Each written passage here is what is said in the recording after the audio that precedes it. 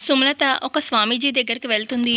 ఇక చరణ్ జాతకం చూడమని చెప్తూ ఉంటే, అప్పుడు ఆ స్వామీజీ చెప్తారు, "ఇంతకుముందు మీ బాబు చిన్నప్పుడు కూడా వచ్చావు కదమ్మా! అప్పుడు నేనేం చెప్పాను?" అని చెప్పి ఆయన అడుగుతారు. "మీ బాబు బాగా వృద్ధిలోకొస్తాడు, బాగా చదువుకుంటాడు, నచ్చిన రంగంలో స్థిరపడతాడు" అని చెప్పి చెప్పారండి అని సుమలత అంటుంది. "ఇప్పుడెందుకొచ్చావు?" అని చెప్పి అనగానే, "అంటే బాబుకి పెళ్లి చేయాలనుకుంటున్నాము.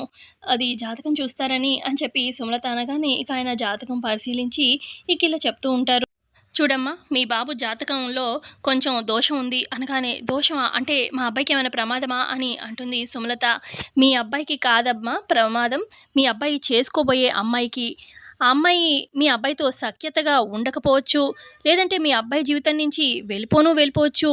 లేదు అంటే ఆ అమ్మాయి ఈ లోకాన్ని విడిచే పోవచ్చు.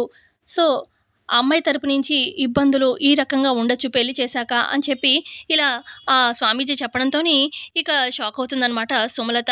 మరోపక్క ఇటు పల్లవి ఏమో అటు చరణ్ ఫోటో చూస్తూ మురిసిపోతూ ఉంటుంది. ఇంకో 4 రోజుల్లో నేను నీ భార్యని కాబోతున్నాను అని చెప్పి కలలు కంటూ ఇక అలాగా సంతోషంలో మునిగి తేలాడుతూ ఉంటుంది పల్లవి.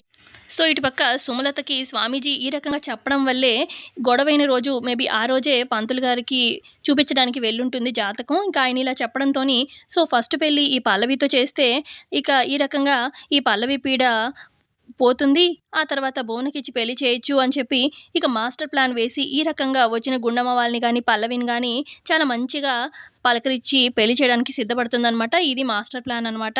సో, ఈ తర్వాత మరి అక్షిత వాళ్ళకి చెప్తదేమో మరి సుమలత. ఇప్పటికైతే ప్రోమోలో ఇదే అండి చూపిచ్చింది. సో, ప్రోమో నచ్చితే లైక్ చేయండి. Thanks for watching.